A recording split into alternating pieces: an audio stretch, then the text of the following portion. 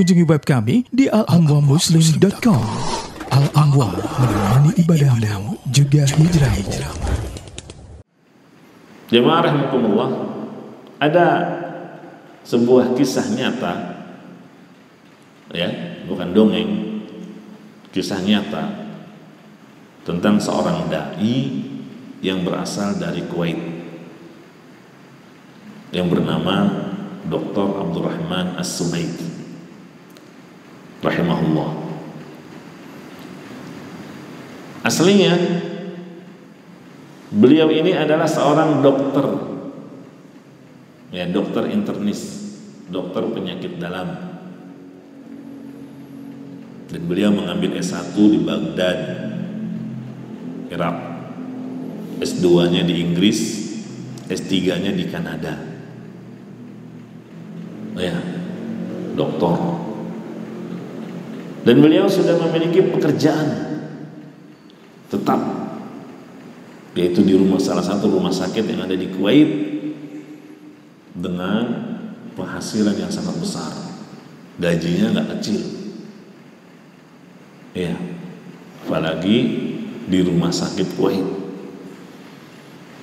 Tapi lihat, beliau tinggalkan penghasilan yang sangat besar itu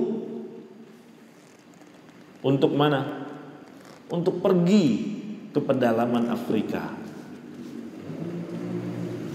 ya. Dia tinggalkan penghasilan yang sangat besar tadi, dia lebih memilih untuk pergi ke pedalaman Afrika untuk berdakwah, mengajak manusia masuk ke dalam agama yang hak, agama Islam. Dan ketika ada orang yang masuk Islam, selesai dia mengucapkan 2 kalimat syahadat, orang-orang Afrika menangis. Iya. Menangis karena apa? Karena bahagia campur sedih juga. Mereka menangis karena bahagia, tapi kebahagiaan yang bercampur kesedihan. Mereka bahagia karena apa? Karena mendapatkan nikmat yang agung, nikmat hidayah. Dibukakannya hati mereka memeluk Islam, dilapangkannya dada mereka menerima Islam. Mereka bahagia atas nikmat yang besar ini. Tapi bersama dengan itu mereka bersedih. Ya. Apa yang menyebabkan kesedihan mereka? Mereka ungkapkan, kenapa kalian wahai kaum muslimin baru datang sekarang-sekarang ini ke Afrika? Kemana kalian dulu?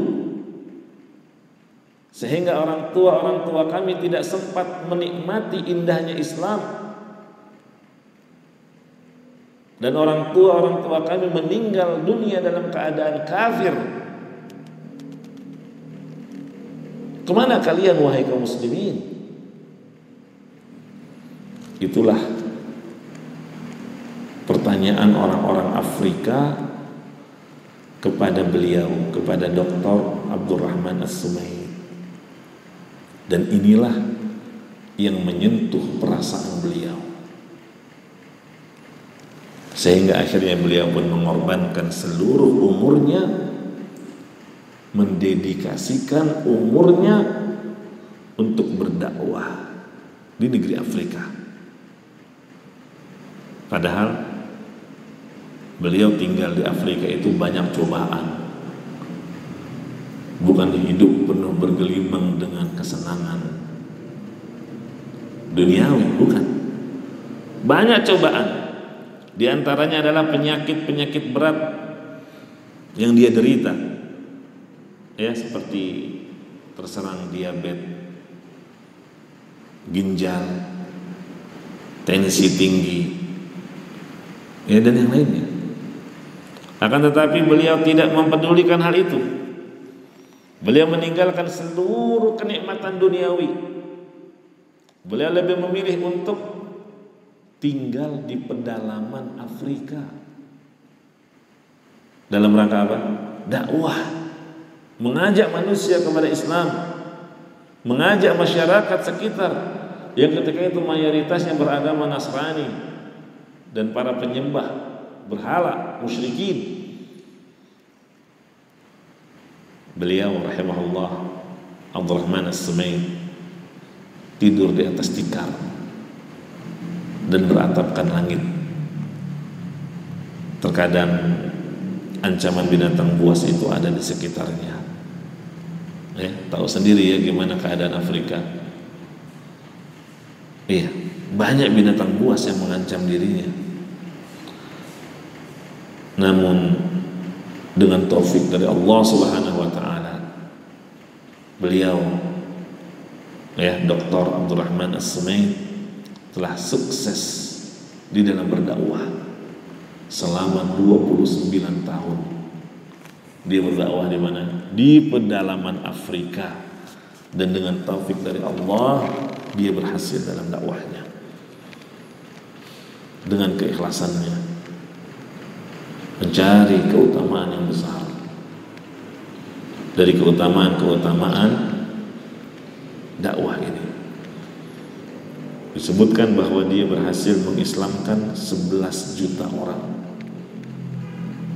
Beliau membangun 5.500 masjid di berbagai penjuru Afrika. Bahkan dia mengkader 40.000 dai dari masyarakat penduduk setempat asli.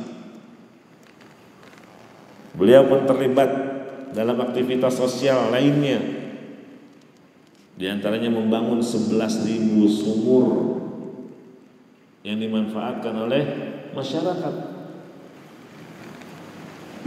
Nah, dan beliau meninggal dunia di sana pada tahun 1434 Hijriah atau 2013 Masehi. Belum lama ya dari kita.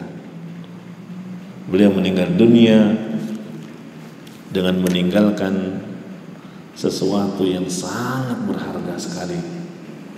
Iya, bagi Islam dan kaum muslimin. Adapun kita ya jamaah, apa yang akan kita tinggalkan nanti? Apa yang kita sudah perbuat untuk agama ini? Apakah yang telah kita persiapkan untuk hari esok? Apakah kita telah menjadi sebab datangnya hidayah, petunjuk dan kebaikan untuk orang lain, atau untuk orang-orang terdekat kita? Sudah berapa orang yang kita dakwahi sehingga mereka merasakan nikmat hidayah di atas sunnah, atau bahkan orang tua kita sendiri. Sampai saat ini kalau dia belum mengenal sunnah, belum mengenal agama yang hak, belum mengenal tauhid dengan benar, sampai meninggal dunia, apa yang sudah kita berikan kepada mereka? Padahal bentuk berbakti kepada orang tua yang terbesar adalah menjadi sebab terbukanya pintu hidayah untuk mereka. Itu adalah bentuk berbaktinya seorang anak kepada orang tuanya sangat besar. Nah,